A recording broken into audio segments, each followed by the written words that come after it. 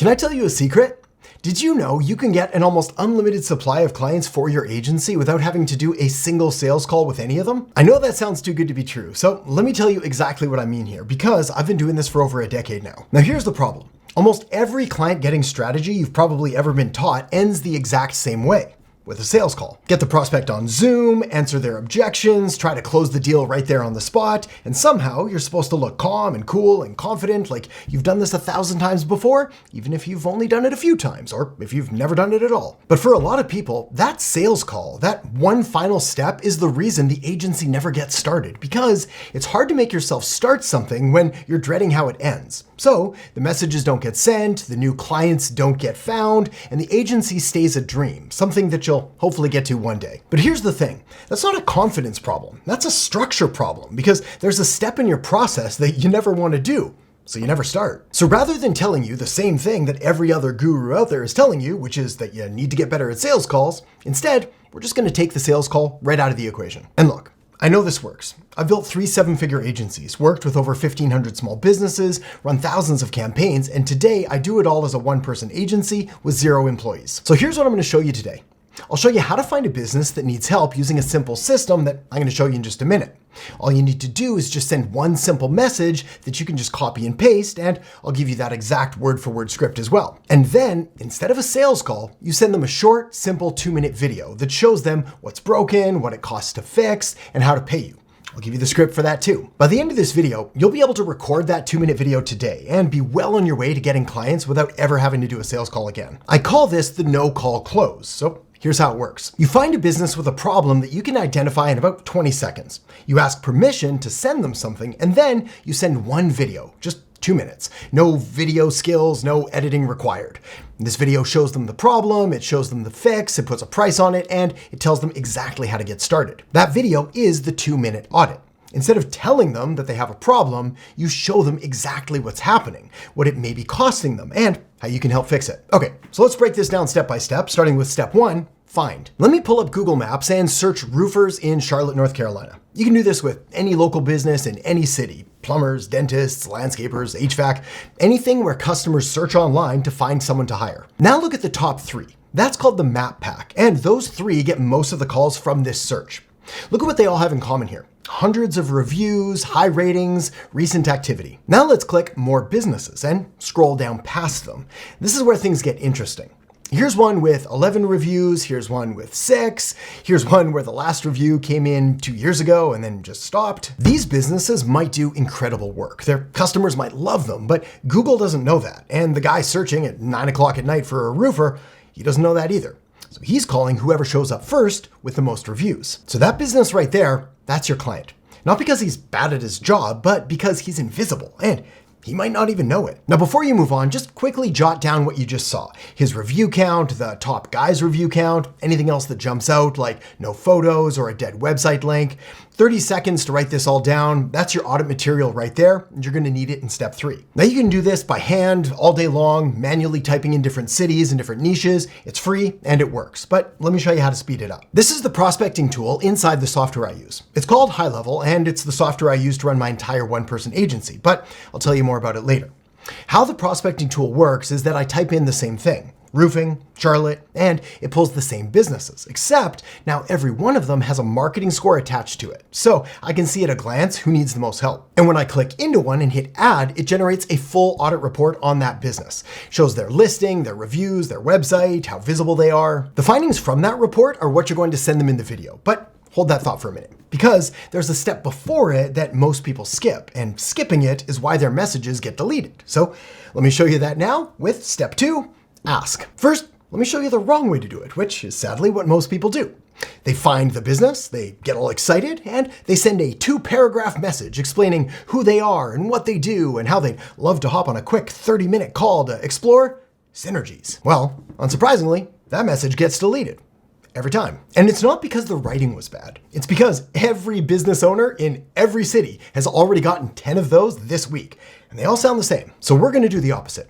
We're not gonna send them the audit. We're gonna ask if they want it. That one small change completely shifts the dynamic. They've already said yes before they ever watch the video, which means you're no longer pushing something on them. They asked to see it. Okay, you're gonna wanna screenshot this next part or write this down. Seriously, pause if you need to. This is the message that gets permission. So here's what to say. Hey, name. I was searching for a business type in city and eventually came across business name. Great reviews, by the way, but I had to scroll a while to find you. You've got X number of reviews and the guys at the top have Y number of reviews. And that gap is probably costing you calls. So I did a bit of research and recorded a quick 2-minute breakdown of what's going on. Want me to send it over? Now there's 4 things that are doing the work here. Saying I was searching for, in this case, a roofer in Charlotte and I had to scroll a while to find you. That's not a sales pitch. That is a customer experience. You're not telling him that he has a problem. You're telling him what actually happened when a real person went looking for a business just like his. And the best part is, it's true. You literally just did that search in step 1. That's why this doesn't sound like the other 10 messages in his inbox right now. Everyone else is claiming that he's invisible, but you're describing what it was actually like trying to find him. Great reviews, by the way. Well, this is a small line, but it does a lot here because it shows that you're on his side and you're showing him the gap. The next sentence therefore lands just completely differently when it comes right after a compliment that he knows that he earned. You've got 11 and the guys at the top have 400 plus. This isn't an insult. What this is a number that he can go verify in like 10 seconds. You're not telling him that he's bad. You're showing him this massive gap, and the gap explains why you had to keep scrolling to find him. So the story told him what happened, and the number tells him why it happened. And then the request at the end is tiny on purpose. You already did the research. You've got the video ready to go. He doesn't have to book anything or talk to anyone. You're asking a yes or no question. Want me to send it? That's it. And you can send this message as an email, as a direct message, a Facebook message, whatever. The channel matters way less than the specificity and the wording of the message. Now, what happens when he doesn't answer? Because most people won't, especially after the first message. Well, here's the funny part. Not funny as in haha, but funny in the sad kind of way. Most deals don't happen after the first message, but most people stop following up after the first message. And that alone explains why so many people struggle to get clients and never make the kind of money that they want. I mean, just think about your own inbox. How many times have you seen a message in there, thought, I'll get to that later, and then never did? Well, you weren't necessarily rejecting anyone, it was just bad timing. You got busy. This is why the sequence I use is 3 messages across 6 days. And just like the first one, I'm gonna give you these word for word, so get ready to screenshot again. Now we already covered the first message, so message 2 goes out 2 days later. It's not a new pitch, it's this. Sorry, forgot to mention. The biggest thing I noticed was actually about how you're collecting reviews after each job, and it's about a 5-minute fix. I cover it in the video. Want me to send it over? Sorry, forgot to mention, this is the whole trick because it doesn't restart the conversation, it just continues one that he already saw. And instead of nudging him with a just following up, which is what everyone else sends, and is terrible, and annoying by the way, well, instead you're adding something here that is a specific fix. It's fast and it's in the video. Then message 3 goes out a few days after that. And this one is low stakes on purpose. So here's what that one says. Last one from me, promise. I know you're busy, so totally get it if this slipped by. Just didn't want the video to get lost in the shuffle. Want me to send it over? And that's usually the one that gets the reply because it doesn't sound like you need anything. You've told him the messages are ending either way. You've let him off the hook for the silence. And weirdly enough, that's exactly what makes it safe for him to say yes. Now, you can track all of these and run this on a spreadsheet with phone reminders and post-it notes, or you can build it once inside the software and it just runs for every business that you add. It takes about 5 to 10 minutes to set up and then you never forget. Okay, so he said yes, send it over. Well, that leads us to step 3. The 2-minute audit. This is the piece that closes the deal. So let's do it properly. There's 4 parts, 2 minutes. You already did the hard part in step 1. So this is just reporting on what you found. Part 1, show him the problem. Pull up his report or pull up your notes from step 1 if you did it by hand and walk through it out loud. Here's your listing. You've got 9 or 10 or 11 reviews. Here's the guy ranking above you. He's got 400. Actually, the best way to explain this is to just play you a real one. So here's a real audit that I recorded for that Charlotte roofer, and I want you to listen to how it sounds and not just what it says. Hey Dave, Adam here. All right, so here's your listing. And honestly, there's a lot of good here. Just wanted to quickly show you 2 things that are probably costing you some customers. The first of which is reviews. So you're currently sitting at 9 reviews, and the roofers that are showing up above you here, they're all at a couple hundred or more. Now, the exception here is Camden, which appears to only have 7 reviews. So I was curious what was going on. So I clicked in, and what I found is that though their reviews are low, it looks like they've completely optimized their Google business profile. So there's regular posts, there's lots of images, and all of those factors help explain it. Now, the big thing with reviews is that when someone's searching for a roofer, that's the number that they decide who is going to get the call first. So right now, all of these businesses are getting picked before you even have a chance to. The second thing is the reviews themselves. Now, right now, it looks like nobody's replying to them, good or bad. And to somebody who's looking through these, that silence makes it look like nobody's home. Now, a couple of these negative ones also look like they might actually qualify to be disputed and taken down. Most people don't even know that's an option, but some reviews break Google's own rules and terms of service, so we can flag these for removal. Now, the good news here is that both of these issues are fixable, honestly, pretty quickly. So that's the audit doing its job. You're not asking them to take your word for it. You're showing them exactly what's happening in their own business. Okay, part 2. Show them the fix. This is the system that fixes it, and it's 3 simple messages that run on their own. When a job gets marked complete, the customer gets a quick check-in text. Thanks for choosing business name. How did everything go? Then comes the review request with a direct link to leave a Google review. And if they haven't clicked that after a day or two, one gentle reminder goes out, and then it stops. Every customer gets the same sequence and the same link. Every single one. No picking and choosing who gets asked based on whether they think they liked you or not. And anyone who replies stop never hears from them again.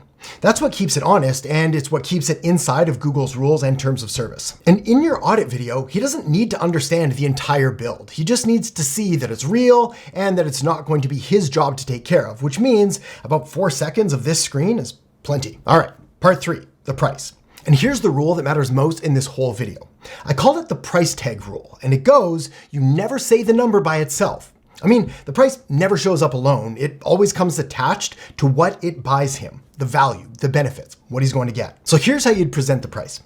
That's $297 a month. Now, you know better than I do what an average job is worth to you, but if it's even a couple $1,000s, this only needs to bring you 1 extra customer a month to pay for itself many times over. If you say $297 by itself, it sounds like an expense, but put $297 next to what he knows a single job is worth, and now it's just simple math. And notice, you never told him the number. He supplied it himself. His number, his math, his conclusion. So instead of sitting there deciding whether he likes you or trusts you, he's just running numbers that he already knows by heart. And part 4, tell him exactly how to buy, because he's not going to guess. And if he has to figure it out, he won't. If you remember nothing else from this video, I want you to remember this. Confused customers don't buy. So here's what you say. If you want me to set this up for you, there's a link right under this video. Takes about 5 minutes and I'll handle the rest. And if it's not for you, no hard feelings, just let me know. And you'll notice that last line is the same move as message 3. You're giving him permission to say no, and that's exactly what makes yes feel safe. I know that sounds weird, but this isn't just a theory of mine. You see, back in 2013, a researcher analyzed 42 different studies on this. There was over 22,000 people, and found that simply adding "you're free to say no" to the end of a request nearly doubled the number of people who did say yes. Researchers call this the "but you are free" technique, which means the least pushy line in the entire message is also weirdly the one that's doing the most selling. Now let me tell you why all of this works, because it isn't a trick. Daniel Kahneman won a Nobel Prize back in 2002 for work on how people actually make decisions. And one of the things he showed is that people feel the pain of a potential loss roughly twice as bad as an equal-sized gain. And that's exactly why the sales call that we just cut out of this process kills so many deals. Because on a call, the business owner is protecting his money and his time and his pride, and he's doing this all at once with somebody sitting right there watching him decide. You take that person out of the room though, and none of that fires. He's just a guy watching a 2-minute video about his own business at the end of his day, between jobs, with nobody waiting on him. And that's the whole mechanism right there. You didn't get better at persuading him, you just stopped putting him in a position where he feels like he has to defend himself. And there's the second thing, which is honestly my favorite part. With sales calls, you get one shot. If you're tired or nervous, or he catches you off guard, or you forget the thing that you meant to say, that opportunity is gone. But with a video, you get as many takes as you want. You can record it 4 times and send the good one. Nobody needs to know about takes 1 through 3. I've been recording this one for 7 hours straight, but I think I finally got it. All that means is that he's watching you perform at your best. Now I want to be straight with you about the part that nobody talks about, because at some point, usually right before sending that first message, a question is going to show up in your mind, and it's going to go something like this. Okay, but what happens if he says yes? What if he asks something I can't answer? What if I can't figure out the setup? What if it looks like I don't know what I'm doing? If that sounds familiar, it's because I remember feeling the exact same way. So here's what I wish someone had told me earlier. The delivery, the actual getting of results for your client, that's the easy part, because you're not building anything from scratch here. All you're doing is turning on a system that already exists and has already been proven to work for thousands and thousands of other businesses. All you need to do is just swap in his business name, connect his Google profile, and it starts working. After that, you're checking in on it maybe 20, 30 minutes a month. The business owner doesn't need you to be a tech expert. What he needs is for the problem to stop. And it does. So that's exactly what I want to give you. Everything I just showed you is already built. The prospecting setup, the follow-up sequence, the review system, all of it inside High Level, which, as I mentioned, is the software I use to run my entire one-person agency. I put a link down in the descriptions below this video, and when you start your extended free trial through that link, well, you're gonna get access to my complete agency OS that you can just copy directly into your account with a push of a button in less than 60 seconds. This means you're not starting from scratch or figuring this out as you go. You're installing the exact system that's running right now in my very own agency. Okay, I've got 2 warnings for you before you go do this. Warning number 1, do not make the audit longer than 2 to 3 minutes, tops. I know the temptation. You want it to be thorough, you want to prove that you know your stuff, so you start explaining how Google decides who ranks where and why reviews matter so much and all the other things that you'd fixed if he gave you the chance. But stop. He's a roofer. He's watching this on his phone, in a truck. 2 minutes is what gets watched all the way through. 5+ minutes is what gets closed at the 90-second mark and never gets opened again. Shorter isn't lazy, shorter is what gets watched. Warning number 2, don't ruin all of the work that you've just done by inviting him to a sales call anyway. Here's how it happens. He replies, interested, but then he says, can you give me a call to walk me through it? And because he asked, you feel like you have to say yes. And just like that, you're right back in the exact same meeting this whole system exists in order to remove. So understand that you don't have to say yes here. You can answer his question in a message with 2 sentences probably. You could even make another Loom video if you wanted, but then you want to point him right back to the link where he can sign up. If he can watch a 2-minute video, he can click a link. Now, there is one exception here. Once he's already said yes and he's paid, a quick 5-minute phone call to sort out the admin stuff, like the logins, his Google profile, that kind of thing, it's totally fine. That's not a sales call, that's a setup call. And that's nothing to worry about because the deciding is already done. So look, that's why the audit works. You're not asking someone to believe you or to just take your word for it. You're showing them exactly what's happening in their own business.